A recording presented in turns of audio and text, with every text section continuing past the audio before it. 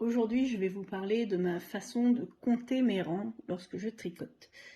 J'ai depuis longtemps abandonné les comptes-rangs manuels où il faut appuyer sur le bouton ou tourner la molette, parce que je ne trouvais ça pas du tout pratique, et si je devais démonter, il fallait que je pense à aussi ôter les rangs que j'avais mis, enfin bref, c'était vraiment pas pour moi. J'ai trouvé une petite astuce par hasard sur le net, et j'avoue que je m'en suis pas mal inspirée. Donc j'ai décidé de prendre avec moi des anneaux marqueurs. Donc là j'ai 4 couleurs, plus le gros orange pour tenir toute cette petite famille d'anneaux marqueurs. Et en fait le système est très simple. Chaque fois que j'ai fait 10 rangs, je mets un anneau.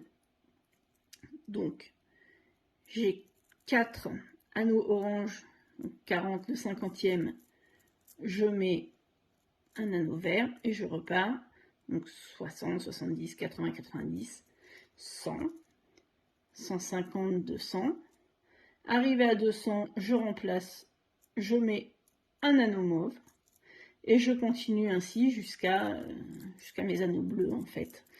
Et maintenant, je vais vous faire voir comment, parce que cette petite astuce est déclinable à l'infini et vous pouvez parfaitement en avoir plusieurs petites paquets comme ça pour mettre sur plusieurs tricots. Donc là, c'est un pull qui est en cours. Dessus, j'ai pas compté les mailles, mais c'est pas grave. Je vais vous montrer comment je fais quand même. Donc j'accroche un anneau marqueur en bas de mon tricot. J'accroche le reste. Et à chaque fois, je viens prendre un petit anneau et le mettre au fur et à mesure sur mon tricot. Cette astuce me permet d'avoir toujours mon tricot et mes anneaux ensemble. Parce que bon, faut pas se leurrer, hein, moi je voyage jamais sans mon tricot, que ce soit en avion, en train, en voiture, n'importe où, j'ai toujours mon tricot. Dans une salle d'attente, j'ai toujours mon tricot avec moi. Pas forcément celui-ci, hein, ça peut être une écharpe, une paire de chaussettes, n'importe quoi. J'ai toujours un ouvrage sous la main. Et c'est vrai que ça, on peut en avoir 4, 5 à l'infini. Vous voyez, j'ai une boîte comme celle-ci où il y a plusieurs couleurs. Donc on picore un peu à droite à gauche et on fait un assortiment comme celui-ci. Une autre petite astuce, alors ça c'est un pull qui est tricoté en rond avec des points irlandais. Pour ne pas me perdre dans mes points, à chaque section en fait j'ai un petit anneau marqueur comme ça. Donc ça permet d'avoir toujours les changements de points où ils se situent.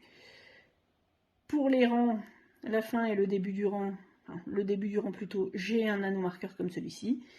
Et si vous regardez, tout au long de mon ouvrage, à chaque changement de section, donc à chaque changement de motif, il y a un petit anneau marqueur qui m'indique à quel endroit j'ai changé.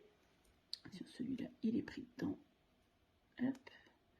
Mais voilà, donc là, à chaque fois, j'ai un anneau qui me dit là c'est changé, là c'est changé, là c'est comme ci, là c'est comme ça. Ça permet de suivre le diagramme plus facilement et de se repérer et de toujours aussi sur des points un petit peu compliqués, bon, qui ne soient pas très très difficiles, mais bon, qui permet de vérifier qu'on a toujours le bon nombre de mailles pour les sections de motifs. Quand on a des diminutions, des augmentations, des torsades et tout ça, c'est plutôt appréciable de ne pas avoir à recompter tout un demi-rang. Là, on a juste une section à recompter, on sait exactement si on s'est trompé ou pas. Donc voilà pour les petites astuces du jour au niveau tricot. Bonne journée!